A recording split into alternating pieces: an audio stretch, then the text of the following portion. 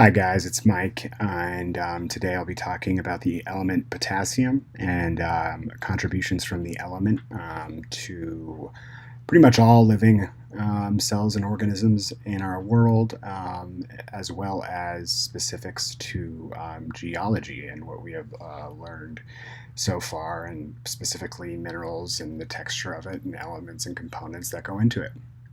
So without further ado, like I said before, it's beneficial in human bodies as well as its relevance on Earth. It's about 1.5%. It makes up about 1.5% of our crust that we stand on or build on.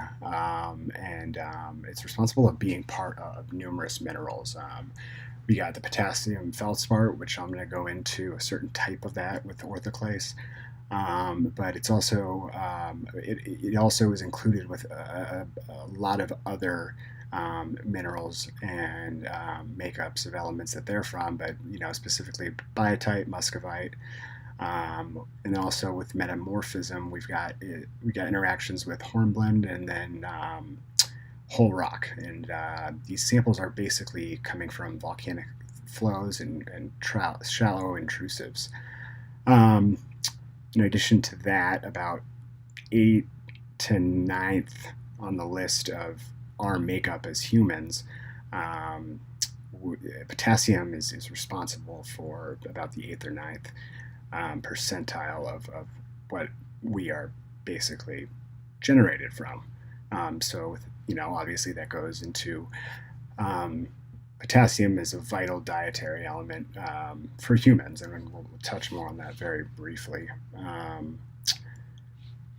So, looking at a composition of a mineral that it is a part of, potassium feldspar. The thing, we have potassium feldspar, and then we have plagioclase feldspar. And the difference is with orthoclase or potassium feldspar is not only its chemical makeup, which is up here in the right hand corner, but it's a pegmatite. It's a felsic igneous rock made of silicate material. But the thing that makes it different from another class or type of feldspar is its cleavage. It's got pretty perfect cleavage. I believe the website that we were given refers it to. It's got a Mohs hardness scale of 6. It's got luster, and it produces streaks of white. So it's a pretty good explanation of how to be able to not only tell apart whether it's a potassium feldspar compared to another feldspar, but that's your typical potassium feldspar is going to be a red or pinkish hue. It is lustrous, not too glaring. However, when you have a red or pinkish hue to the rock, that's another hint that it is a potassium feldspar in comparison to a plagias. So then, looking at what other things or what other components potassium has, well, it's like I said before, it's vital to human health.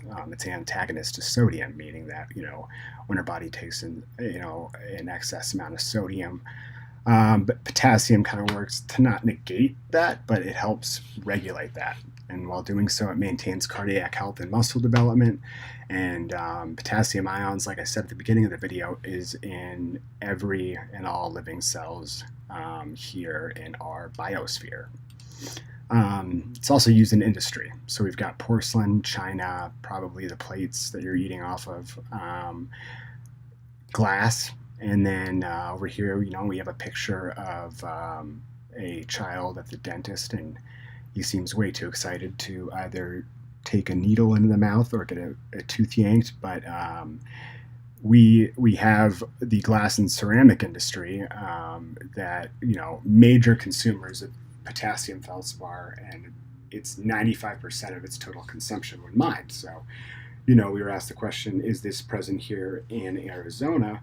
And the answer is yes. Not only is it present here in Arizona, but it seems to be with ourselves, Nevada, and specifically, Southern California. We have the highest concentration of potassium here in the U.S. And in the U.S., along with the other big name industries or the big mining countries such as China and Russia, we're definitely up there with the concentration of potassium that we mine. So I believe that is all I have today, and I will end this before I get docked for being too late. Thank you.